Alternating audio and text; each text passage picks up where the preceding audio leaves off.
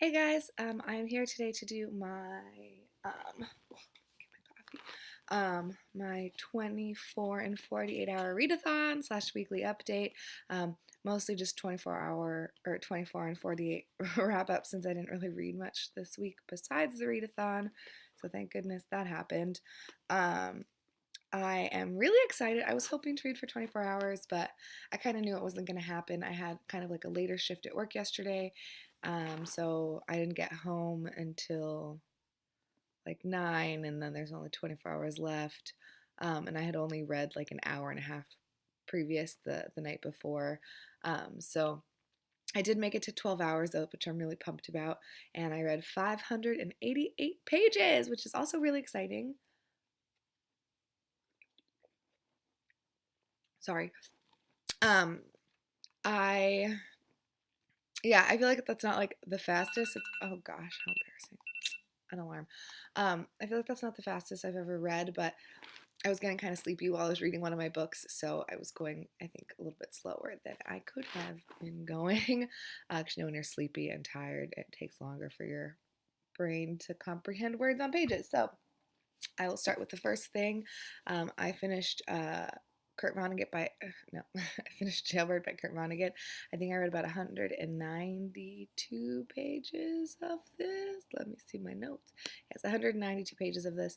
And I had started it I had started it prior to the readathon.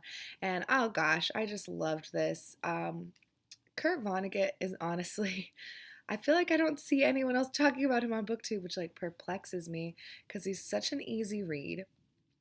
The books are like, typically between 270 and like 360, and they're super fast, but also just like, I don't know, just so good. Our main character in this story, his name is Walbert Starbuck, and he is in jail at the beginning of the book.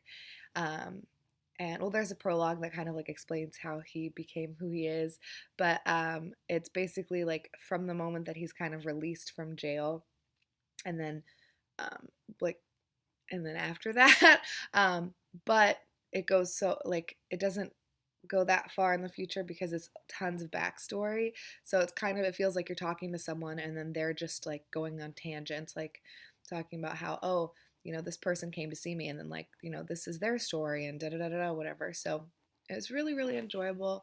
It's I, I I don't know. I feel like it takes place kind of like in the 50s, 60s, 70s. He is The reason that he's imprisoned is because of the Watergate scandal. He has the office below the people that are doing all the Watergate stuff. So I feel like that's like 70, early 70s, late 60s, maybe mid 70s. I'm not good with US history. Whoops. So anyways, yeah, I don't know. I just thought it was so good, and he has, as always, there's like themes about class and stuff. Um, there's, communism versus capitalism, of course, which I feel like is like a huge part of our American culture at this time period in general. Um, but I don't know. I just really enjoy it. They're super fun.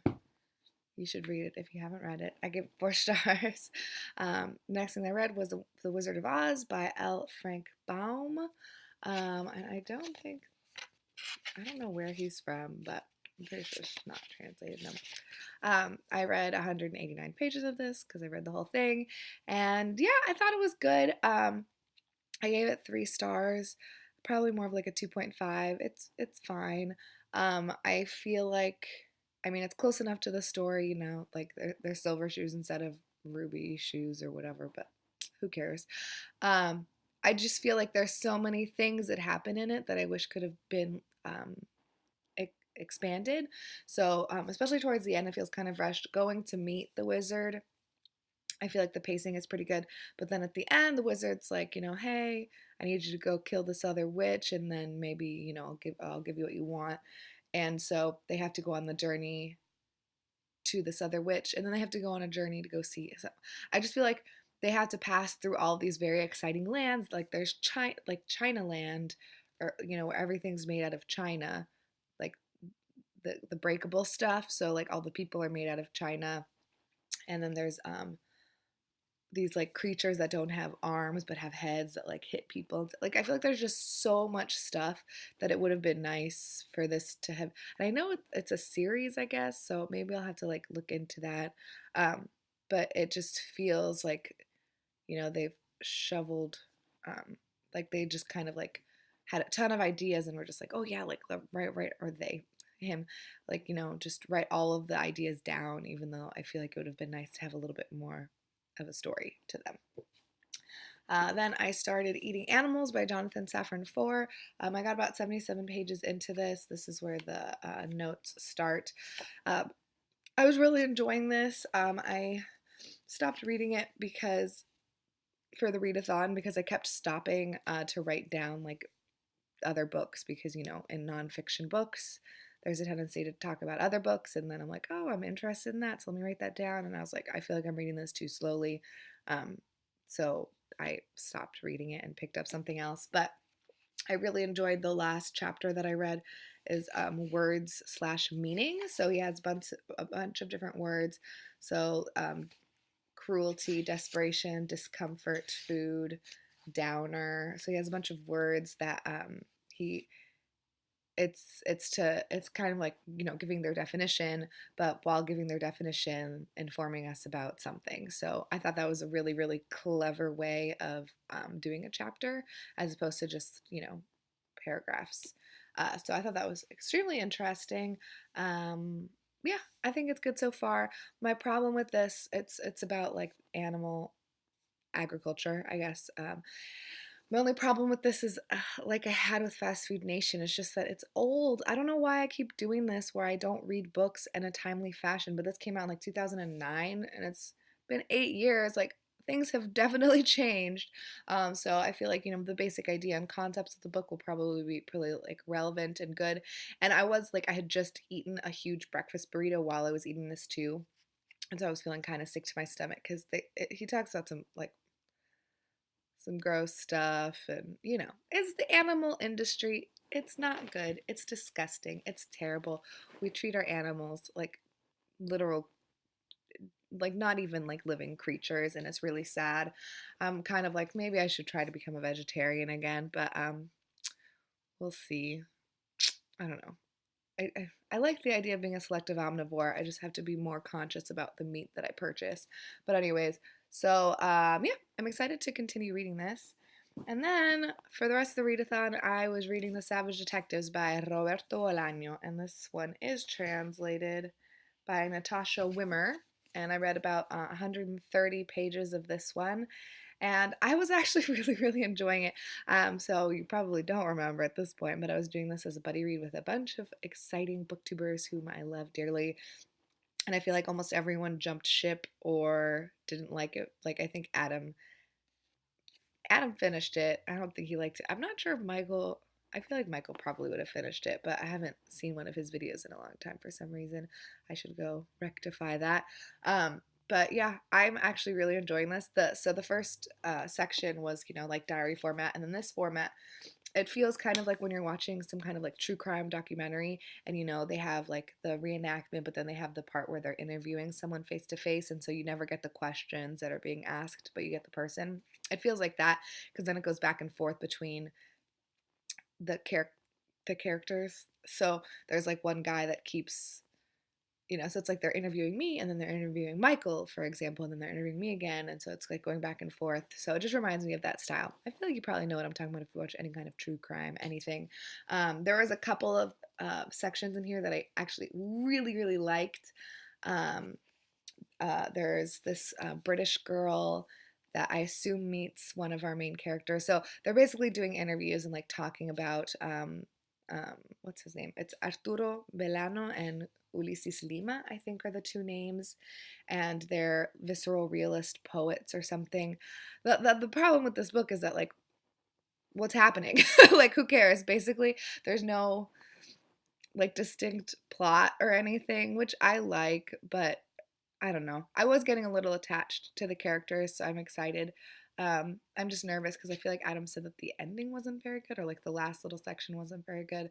But I am actually really, really enjoying it right now. So currently for me, it's like a 3.5 star. We'll see where it goes. I'm just about halfway with the book now, so hopefully I keep reading it and don't put it down for like a month and a half or 2 months like I did this time. So those are all the things that I read for the readathon. Again, I read 588 pages. And then at the very end of the day, I was like, I'm going to start reading the Parish Review. So this is the summer issue of the Parish Review. I read one story in it, which I thought was super good, just because there was like an obituary and then a poem from the Odyssey, which I skipped because I'm going to read the Odyssey hopefully this year. And yeah. So this is the name of the story. It's called What's Wrong with You, What's Wrong with Me by J.M. Holmes. And I looked up J.M. Holmes, and I guess this is the first story in a collection that he's putting out. It revolves around 4 black men, and they're just hanging out. I read kind of like a little bit of the blurb of the actual book, but I don't remember what the name of the book is, but I definitely am going to pick it up when it comes out because I liked that story so much. So I'm excited about that. And yeah. Booktubeathon started today, so I'm gonna link my Booktubeathon TBR down below since I don't want to talk about it. But I am gonna try to start with The Black Lake by Hella Haas, which is translated by Ina Rilke, just because today is my only day off during the week. So like I have Sundays and Mondays off, so I want to try to complete my read a book in one day challenge.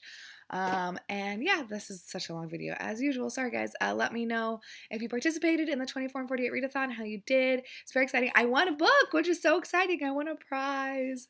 Oh, I couldn't believe it. I was very, very excited. So yes. Also, question, I am like unboxing my dad's books kind of. It's like these stacks that are over here.